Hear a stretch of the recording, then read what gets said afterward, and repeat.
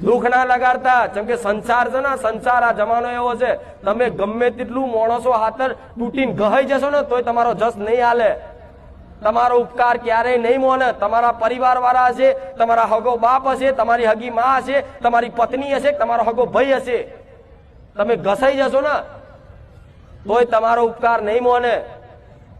એક નાની અમથી કામ હારા કર્યા ને એક અમથી ભૂલ થઈ જાય ને તમને તરછોડી દેશે. આ સંસાર આવો છે, માયા એવી છે ભગવાનની. તો આ બધામાં છે ને પડવાની જરૂર નહીં. તમારે છે ને ખાલી તમારા કર્તવ્યનું પાલન કરો. આજ જેમ મારો દીકરો છે, તમારા દીકરો કેવું કર્તવ્યનું પાલન કરે છે કે એના બેહવાનું અને બેહીને મને માતાનું સ્મરણ કરી અને મને માતાને બોલાવવાની અને લાખો ભક્તો વચ્ચે મારા પ્રવચન કરવાના અને બે સારી વાતો કરી અને મારો દીકરો અહીંથી જાય ને એટલે બીજે દાડ ભૂલી જાય કે હું ગાદીપતિ છું. એનું જે કામ કરતો હોય ને એ રોજનું કામે લાગી જાય.